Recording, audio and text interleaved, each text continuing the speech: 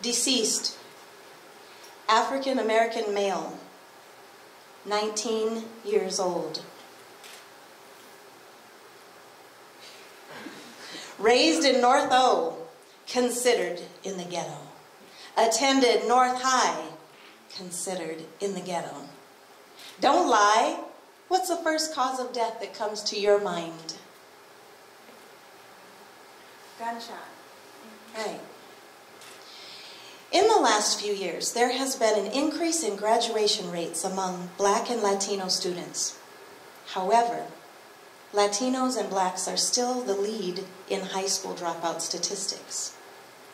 According to the Bureau of Justice Statistics, Center for American Progress, and NAACP, if current trends continue, 1 in 3 Black males born today can expect to spend time in prison during his lifetime.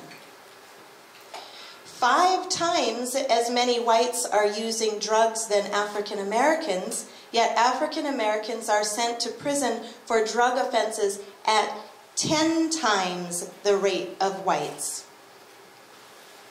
Huffington Post article, murder rate for Black Americans is 4 times the national average, states, while the daily toll of gun homicide is seen in shopping malls, schools, campuses, movie theaters, and homes across America, African Americans still face the greatest risk of being murdered with a gun.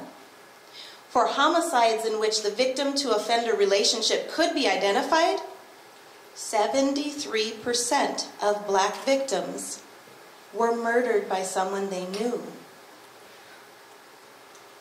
19-year-old African-American male. What infamy did he live? Grief did he give, this teenage kid? Did he deserve to be interred? His dreams deferred and his path impolite like too many delivered twice. Through birth and too quickly into a bed in the earth.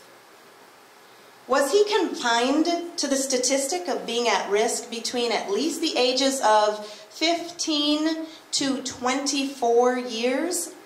In some data, at risk through 34 years. Was he subject to the life expectancy reported in numbers?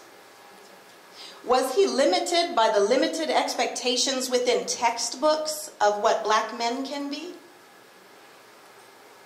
Is he expected to fade like the rest into a dark history of eugenics, genocide, and African Holocaust? When do you want to know? Who was he? What is his story? When Twitter and Facebook blow up and his name is trending in the top 3 spots in our area for days after a news report on 19-year-old man dies in a fatal crash. Sensationalized details of death by car crash, including wearing no seatbelt and rollovers at high speed. Who was he? He was one who always advocated for people to buckle up, for starters. It is confirmed by the investigation that he had his safety belt on. He was a man of his word. He was my son. He is my son. We called him Zaiid Sharif Zakir ibn el-Gaines Liwaru, titled as a prince. Named after a father unlike any other, an honorable role model, with Liwaru last name, meaning lion in a dialect from Kenya. Zaiid defined himself as the growing, honorable, and grateful son of the ingenious and prideful. I've heard a proverb to make the dash count, or focus on the dash. Well, as my son's life flew past like a flash in the 200-meter dash, for me, in the stands, it was such a short race. But he finished well. He started as the stereotype demographic of poor kid with young parents on WIC and free, then reduced lunch. He qualified for Head Start with warm meals and warm-hearted black women who supplemented his mother's natural preschooling education. His quick wit, math intelligence, strength, and determination easily targeted him for waves of both outstanding teacher guidance and crushing institutional racism. He won the lottery, getting that lucky shot at educational opportunities at a math and science technology magnet school, King Science. He began to rise. He thought wearing ties was the norm he would set for himself by grade 5. Through clubs, academic decathlons, science Olympiads, playing the cello, and both footballs, he learned how to be a leader and a team player. He valued working for himself by age 10, but sold sweets while some sold drugs instead. By high school, his business was so lucrative he had employees in more than one building. And bought his first car with candy money. Come on. Having a high work ethic, he found satisfaction in countless community service projects, engineering conventions, academic honors, tolerance and diversity appreciation programs, mentoring younger kids, and had scholarships acquisition. Days before he died, he was on a mission to help the homeless and hurting. He left to continue even higher work. Sometimes described as an old soul, when asked, "How old are you?"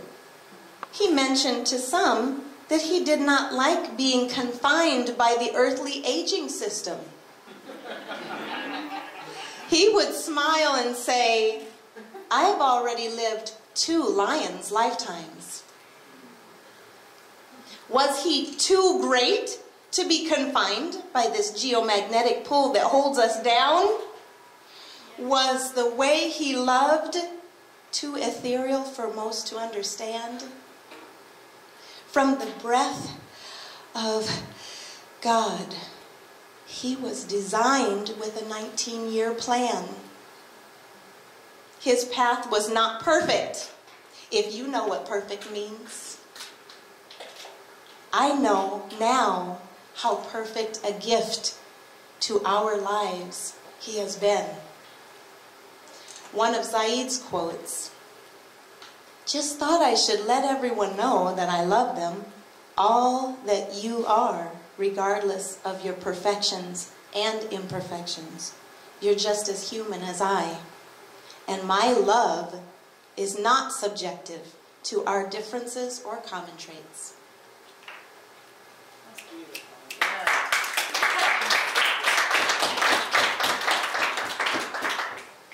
As he was guest MC at the ROUX, a youth spoken word event, which we're at right now, he read On Joy and Sorrow by Khalil Gibran, which summarized that piece means that joy and sorrow are integral parts of the same.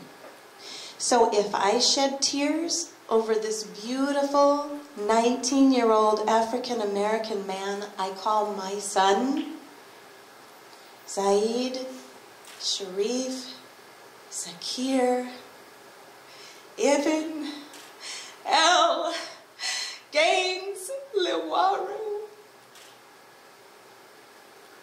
I am weeping for that which gives me delight.